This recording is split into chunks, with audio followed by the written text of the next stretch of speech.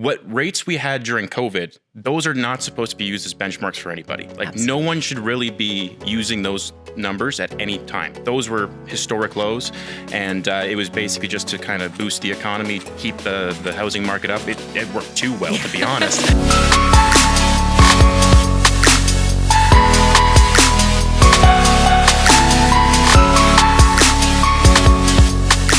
Hey guys, it's Rachel and welcome back to the Smart Move podcast. Here we are with our second episode, and I'm so excited to bring you our very first real live guest.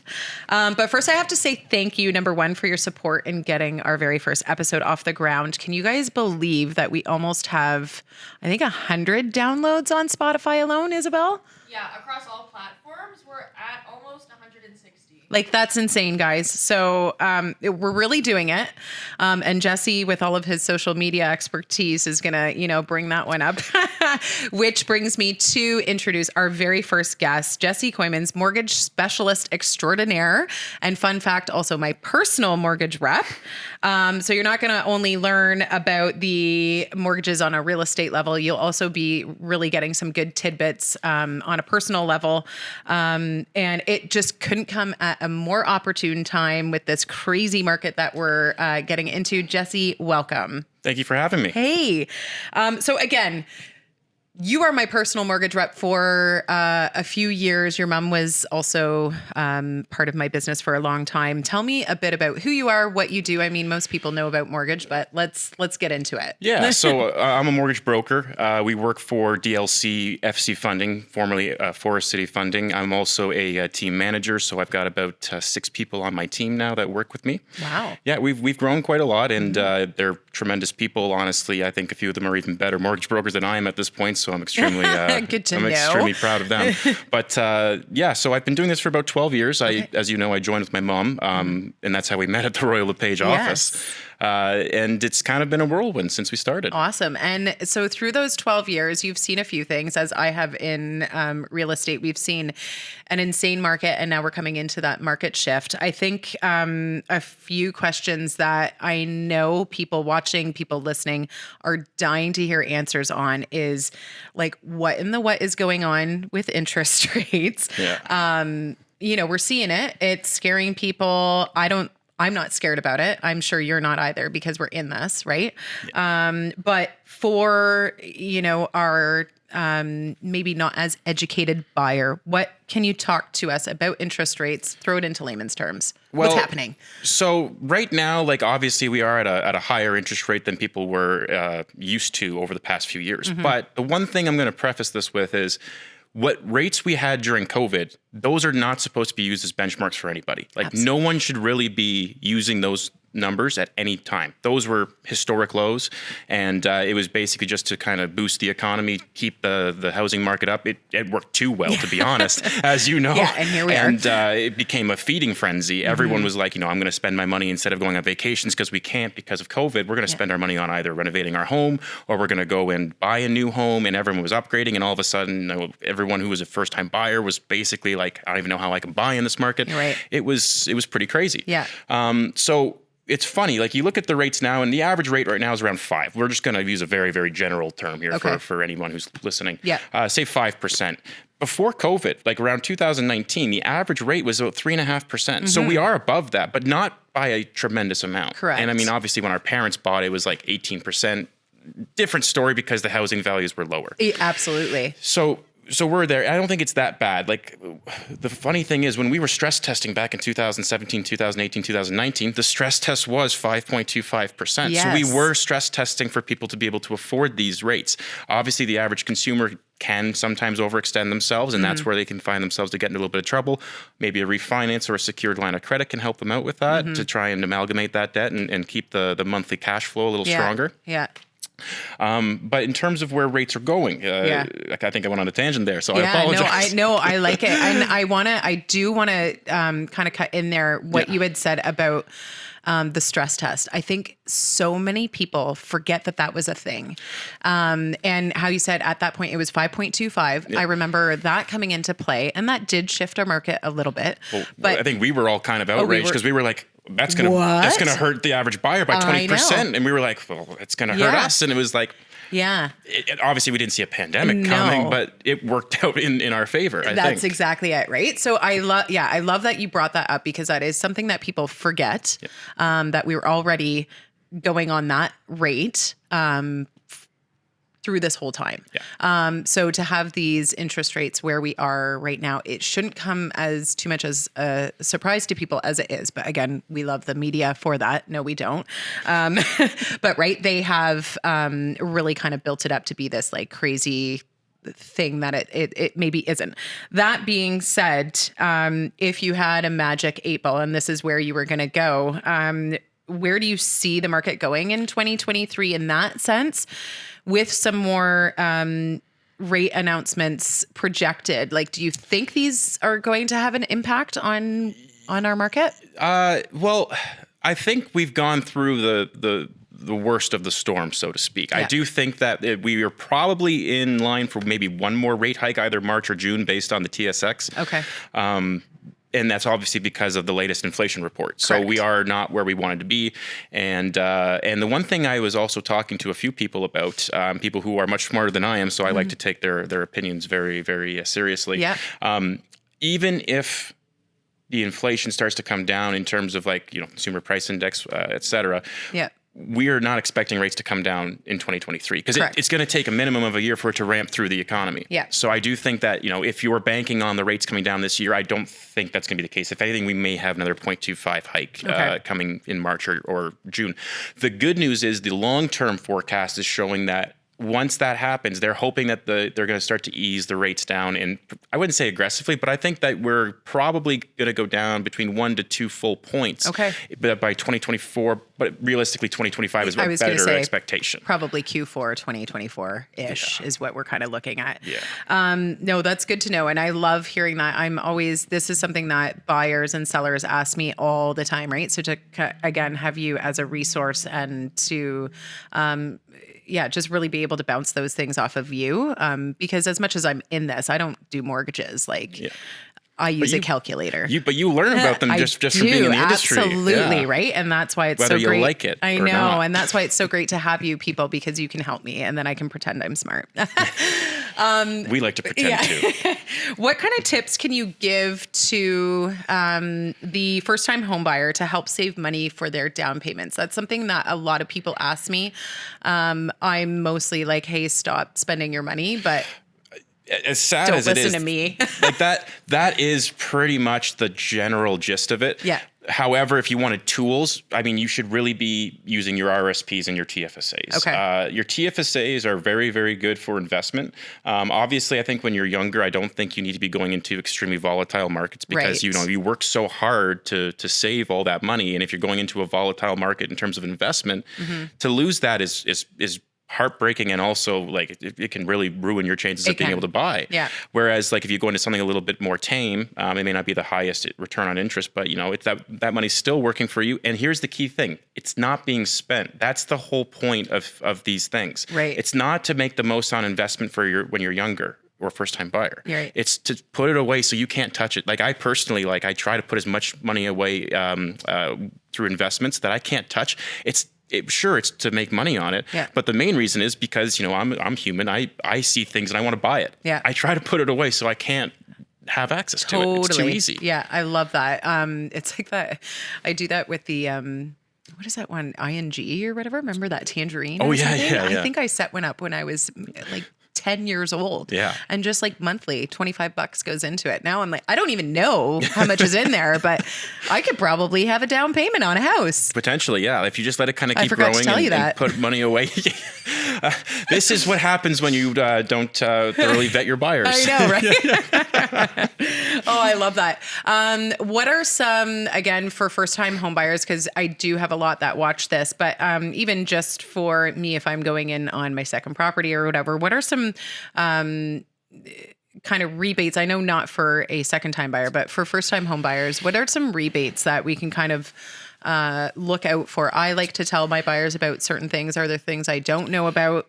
And are they quite attainable for people? Well, the biggest one is your land transfer tax rebate. $4,000 off your closing costs are going to be massive. And to be honest, it's $4,000 extra that you can either put towards down payment or to help furnish the home. There's a lot of costs that most first-time home buyers don't really foresee when they're moving into that home.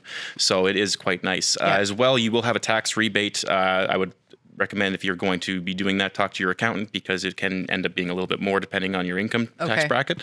But really, those are the two big ones. And then once again, utilizing that RRSP, because you can pull from your RRSP for free, and you only have to repay it within 10 years, I believe. So I think it's $35,000 per person. And I think there is something that you can maybe pull out sooner. I don't know. The government created a new TFSA program. I just haven't seen anyone really use it, so I'm not too on the ball with it, because it's too new for anyone to actually been using it. But I believe I think it's another 35, or I could be wrong. I don't want to. No. Yeah, but I know that there's something there for TFSA. We'll research that and get back to you guys on that. Another question that people ask me all the time, for a mortgage rep, is there a fee for your service? It's like they ask me as a buyer's rep, do I have to pay for? No, you don't. So most of the time, no. The only time we'll ever charge a fee to anybody is if it's private. And that's because we don't get paid by the private firm most of the time. Otherwise, even if the private firm is paying you, it's built into their fee. So it's the same thing. It's not an added cost to their closing costs. They're not pulling it from their own profits. But in terms of if you were a AAA buyer, or even sometimes on the B side, which is just Bruce credit, or need a little bit of extended ratios, which means that you can buy a little bit more compared to what you could buy with the banks or with a credit union or with a monoline lender, then a lot of times they pay us as well. And most of the time they pay us enough that we don't need to charge a broker fee. We're trying to be as transparent with that as possible. Yeah, which I think is great, because a lot of buyers, if they're not getting that from their realtor, right, they don't know what they're getting into. It's a huge process, right? And you are the first part of the process in terms of getting pre-approved and whatever before they even buy a house. Which brings me to, in the pre-approval process, can you kind of, I don't want to say quickly, but quickly take us through what someone needs to do to get pre-approved? How easy is it? For me, I've been in the housing market for a long time. So even myself, I sometimes forget. And then when I come to you and say, Jesse, I need more money, which, he makes me work for it. My taxes work for it. It's a mortgage, people. It's just so everyone knows. It's mortgage money. He's not just giving me money. Not nothing else. But when I come to ask for more mortgage money, thank you, renovations. What are the things that I have to do? What do buyers need to have set in place for you to give them, get them a mortgage, get them pre-approved? The funny thing is, while it is a lot, it's not a lot. It's kind of both. The pre-approval process can take as little as 5 minutes for a person, or it can take as long as half an hour for a person, depending on how in depth you need to go, how complicated their situation is. So just as a basics, you're looking at their basic information, their name, their birth date, their SIN number, email, contact, everything like that, and then a history of where they've lived. But the main thing we're looking at is employment. So employment's where you basically are going to find whether someone's going to be pre-approved or not. That and the credit, but it's mainly the employment. There's so many different types of employments now. There's self-employed. There's people who are on contract. There are people who are part-time. There are people who are full-time. And then there's stuff in between as well. It's you would not believe the stuff you see after doing this for 12 years. So everyone is qualified differently. So for instance, if you're on a 1-year contract, brand new in your industry, you're going to have a very hard time getting a mortgage. Whereas if you are brand new but guaranteed full-time hours, we can use that. If you're on probationary period, we can sometimes get past that as well, whether it's the employer waiving it or the lender waiving it as well. Outside of employment, I'll go back to really quickly, self-employed. Self-employed, normally we just need 2 years and we can do an average between that. Sometimes we can even add back something that you're making from your corporation that you're not claiming. That's something new that they haven't been doing for the longest time. So that does help. And then credit. Credit's obviously massive. The biggest thing is debt load. Debt load is really where a lot of people tend to kind of fall down during the application process. If you have a truck payment for $1,000 and a $10,000 credit card, we have to use about $300 a month on that.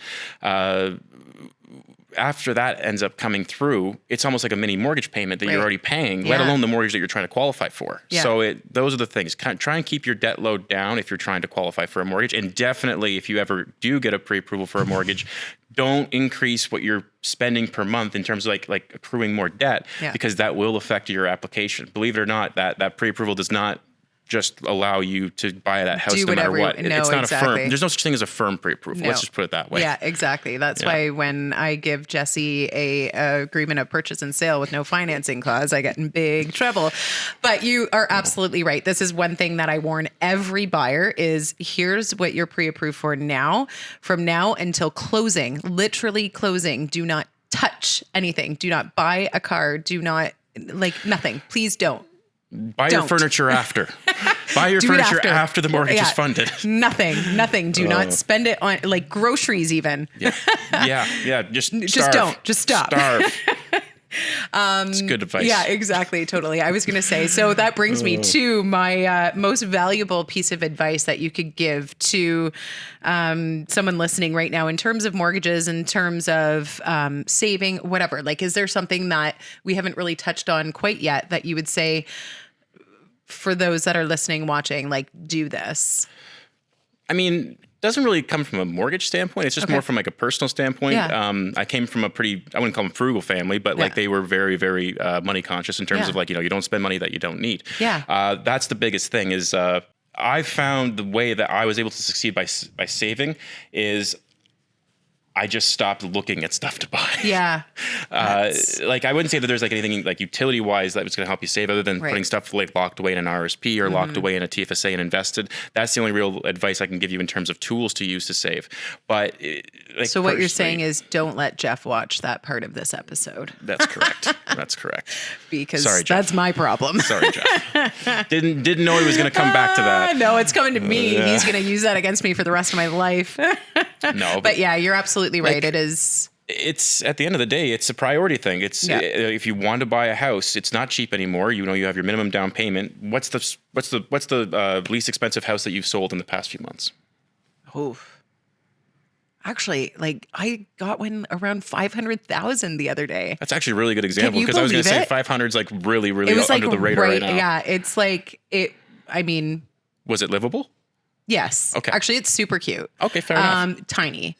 But yeah, and area, whatever. But yeah, 500,000, I couldn't believe it. That's actually incredible. What year is this? So even on a $500,000 home nowadays, you still, and for first-time buyers in your 20s or even early 30s, you need $25,000 for that. You need a little bit for your closing costs, and then you're going to need a little bit after that just for furnishing and doing whatever happens to be there. Yeah, that's still a lot of money, and that's for a house that we're laughing about because we literally haven't seen a $500,000 house sell in years. Yeah. So think about if you're buying your first time house, it's now $700. Yeah, I would say on average. That's going to be off the top of my head $45,000. Yeah, totally. So down payment. Yeah. I mean, that's a lot of money. So you kind of have to put that money aside and really try and put it away and make that conscious decision that I need that more than I need a new computer unless it's for work. Yeah, or I need that more than I need a new car if my car's still doing really well and it's safe. It's that's the one thing we see a lot of people is new cars every 2 or 3 years. That's the thing that really tends to do them in. Yeah, every time. I know. Or my shoes. Well, that's fair. So to kind of close this out, oh man, I think we could sit here and talk about this kind of stuff all day. But to kind of close this out, we have 2 questions. So question number 1, what is something that you are loving right now? It can be anything. It doesn't have to be work related. Although if it is, we love that for you too. I mean, I am loving work. Okay, good. It's a lot, but at the same time, I kind of like it because it keeps me out of trouble. It's nice. I'm so kind of wrapped up with it that I basically am just constantly thinking about it all the time. Yeah. I mean, I love video games. Okay. It's really nice, kind of as a stress release at the end of the night. Yeah. The gym and golf. Unfortunately, golf in Canada is kind of funny because 6 months of the year you're not doing it. You don't get to do it much. I do a little bit of simulator here and there, but golf in the spring, summer, and fall, that's my guilty pleasure. That's your jam. Yeah. Just wait till the baby comes along. I'm trying to convince my wife to let me take the baby. I like that idea. Yeah, with me, like in one of those little carts. I would say all day long. Have at her. I think it's a great idea, and fresh air, and we spend quality time together, and then your wife can have a day at the spa. I thought it was a win-win. It is kind of a win-win. I'll talk to her. Yeah. Okay, and lastly, if you could have dinner with anyone, dead or alive, who would it be and why? I know that's a big question. Everyone has such different answers. And yours can change, but like in this moment. Can I do one dead and one alive? Is that cool? Sure. Or am I getting stuck on the one? No, you do you. Actually, yeah, okay. I'd say dead, probably Freddie Mercury. I'm a big Queen fan, and to be honest, like he was super interesting. I know. Love that. Yeah. He was really cool, and to be honest, like just an incredible person. Yeah. I'm gonna listen to Queen on my way home now. Oh, what a good call. Nice one. And then alive, I mean, as a golfer and Tiger Woods, I kind of grew up like idolizing. Obviously, it's a bit of a controversial thing, but still interesting. He's Tiger. So I think I would love to just have a conversation with him. Yeah, I agree with that. I like that. Those are good choices. I think mine was Princess Diana for a whole for a whole load of questions, and I really wanted to know. But again, like that changes. Because now, like, there's, like you said, people alive that I'm like, oh, yeah, I do want to have dinner with that person. So I like that, dead and alive. So we don't have to just be stuck on one. Well, it's hard because, like, for me, like, history's a pretty cool thing. Obviously, like, I didn't grow up with Freddie or anything like that. But, like, my friends and I like older music. Not like old music, but, like, we really like Motown. But we also, like we kind of grew up with Queen and a couple of other, like, rock bands and stuff like that. And I was like, this is incredible. And to be honest, I like it way better than today's music. Yeah. That's just I a agree with thing. you. We can go on about music. I need a musician in here next. Absolutely. Ooh. Jesse, thank you so much for coming in, giving up your time, giving up your expertise. I think there's going to be a lot of good value for the buyer, for the seller as well, from this episode. So everyone that is listening, whatever platform you use, be sure to tag the Smart Move podcast and let me know what you learned from this today, from today's episode. Jesse, on the other hand, has no social media. So if you have questions, you just have to ask me. He's going to call all of his friends and tell him that the episode is there. Again, thank you, Jesse, for being here. And we will see everyone next time. Thanks for having me. Woo!